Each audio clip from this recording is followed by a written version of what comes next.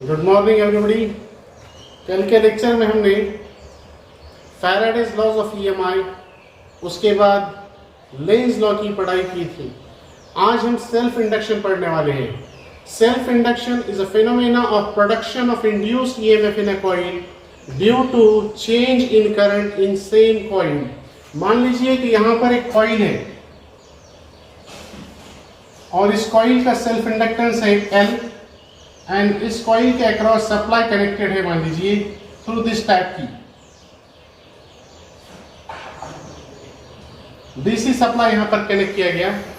अब ये स्विच जब ऑफ है तो कॉइल के अंदर से कोई करंट फ्लो नहीं हो रहा है और इसके सराउंडिंग में कोई मैग्नेटिक फ्लक्स नहीं है। मतलब मान लीजिए कि यहां पर 0 वेबर है।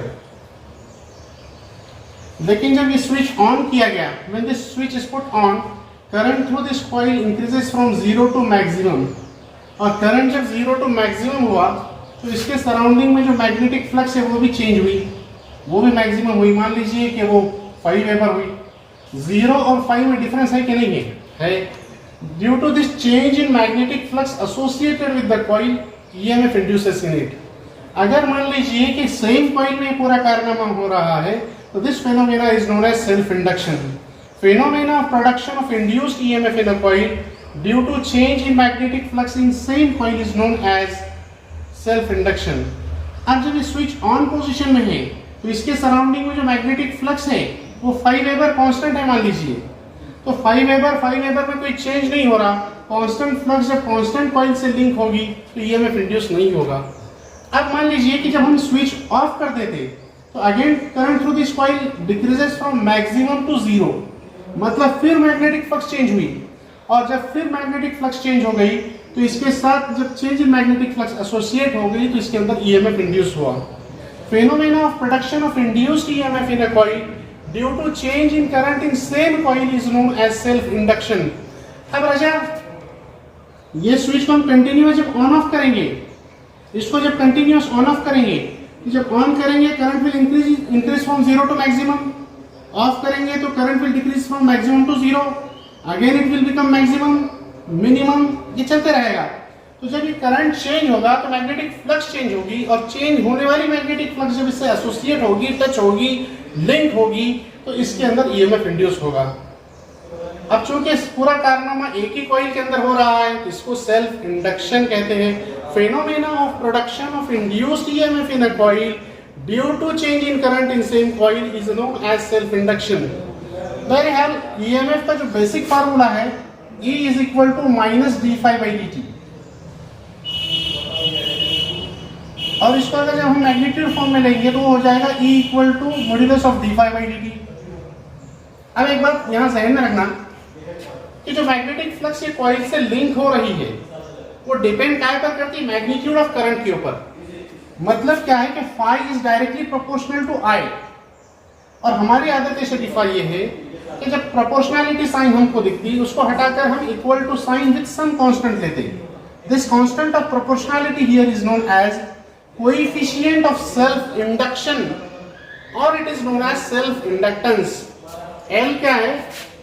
where L is constant of proportionality and it is known as coefficient of self induction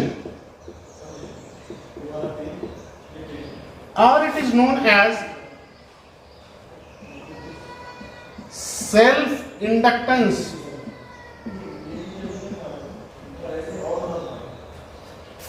चलिए phi इक्वल टू Li हम यहां पर रखेंगे तो ये क्या हो जाएगा? E is equal to phi की जगह हम Li रख रहे हैं। डेरिवेटिव का नियम है कांस्टेंट यहां लिखना बाहर, तो ये हो जाता L di by dt। तो L इज इक्वल टू क्या हो जाता राजा? E upon di by dt।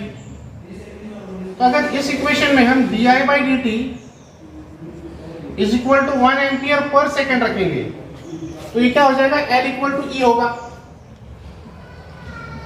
तो कोएफिशिएंट ऑफ सेल्फ इंडक्शन या सेल्फ इंडक्टेंस को इस तरह हम बयान कर सकते हैं कि coefficient of self induction or self inductance is EMF induced in a coil due to unit rate of change of current through the same coil।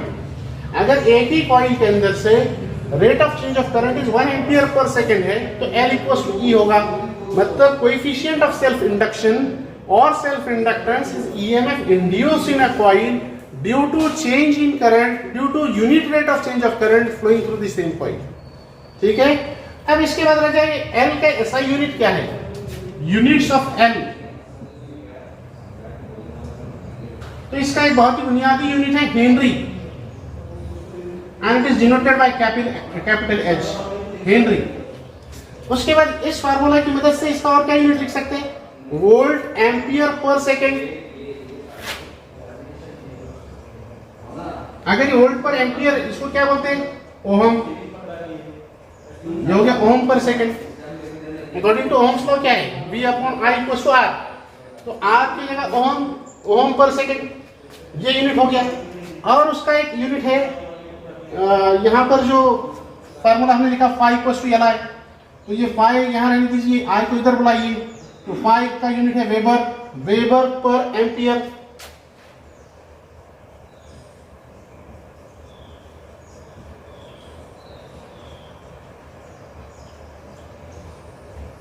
ये यूनिट्स क्या करने के, याद रखने के। It's all about self induction.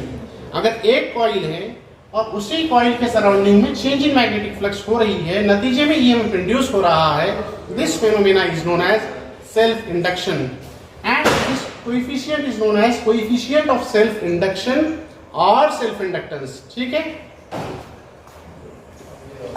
उसके बाद next article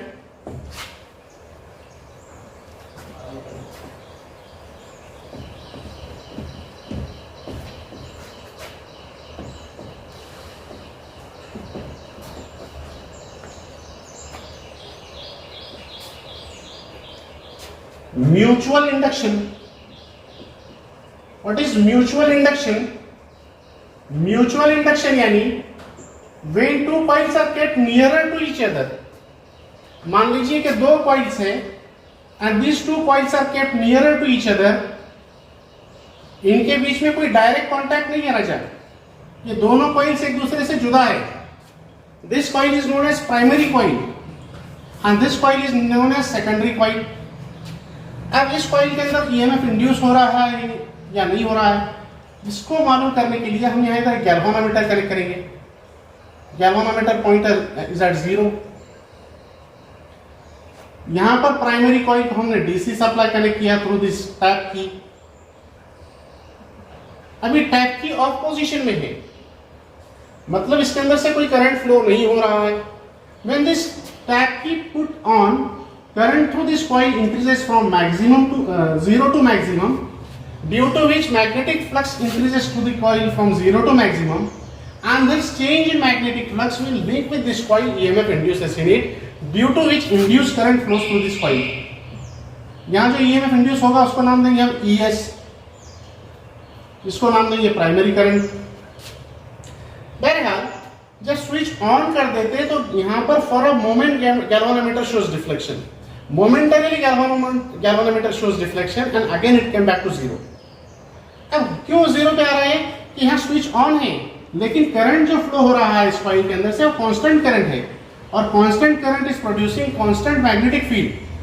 ठीक है, अब ये स्विच को जब हम ऑफ करेंगे, ऑफ करते के साथ current through this coil decreases from maximum to 0, फिर मैग्नेटिक फ्लक्स चेंज हो गई, मतलब तो for a moment again galvanometer will show deflection.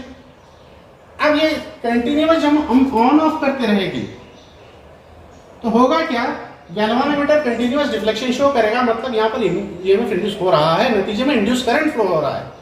लेकिन बजाय AC सप्लाई के, अगर मान लीजिए हमने यहाँ बजाय DC सप्लाई के, अगर मान लीजिए हमने यहाँ पर AC सप्लाई कनेक्ट की, AC सप्लाई किसी कंडक्टर के अंदर से फ्लो हो रहा है तो इसके सराउंडिंग में जो मैग्नेटिक फ्लक्स प्रोड्यूस होगी वो AC इन नेचर रहेगी, चेंज इन नेचर रहेगी। अगर मान लीजिए ये चेंज इन करंट के वजह से जो मैग्नेटिक फ्लक्स यहाँ प्रोड्यूस हो रही है वो चेंज इन नेचर है। अब ये चेंज इन मैग्नेटिक फ्लक्स जब इस कॉइल से लिंक होगा तो इसके अंदर परमानेंट EMF इंड्यूस होगा और गैल्वानोमीटर डिफ्लेक्शन शो करेगा। This phenomena is known as mutual induction. यह खुदा की कुदरत है कि प्राइमरी कॉइल को सप्लाई दिए और EMF सेकेंडरी के अंदर EMF इंड्यूस हुआ। ये इनके बीच में डायरेक्ट कांटेक्ट नहीं है दोनों कॉइल्स के, लेकिन बावजूद इसके प्राइमरी को सप्लाई दिया जा रहा है और सेकेंडरी में ईएमएफ इंड्यूस हो रहा है। सप्लाई प्राइमरी को, ईएमएफ इंड्यूस हो रहा है सेकेंडरी में। This phenomena is known as mutual induction. When two coils are kept nearer to each other, supply is given to primary coil, EMF induces in a secondary coil. This phenomena is known as mutual induction. और सलीके से बोलने का रहा तो phenomena of production of induced EMF in a coil due to change in current in neighboring coil is known as mutual induction. अब राजा यहाँ पर जो मैग्नेटिक फ्लक्स इससे लिंक हो रही है, ये काहे पे डिपेंड करती है? Current flowing through the primary coil. अगर current flowing from primary coil ज्यादा है, ज्यादा फ्लक्स प्रोड्यूस होगा। Same flux is linking to the primary as well as secondary, इसलिए हमने इसको फाई बोला, फाई एस नहीं बोला। यहाँ प्रोपोर्शनैलिटी साइन हटाने का, equal to sign with some constant, this constant of proportionality M is known as coefficient of mutual induction और म्यूचुअल इंडक्टेंस। बेसिक फार्मूला क्या है यहाँ पर ईएमएफ इंड्यूस होने का? ES is equal to M, ES is equal to minus d∅dt। अगर magnitude दिए तो क्या हो जाएगा? ES is equal to modulus of d∅dt, phi यानी m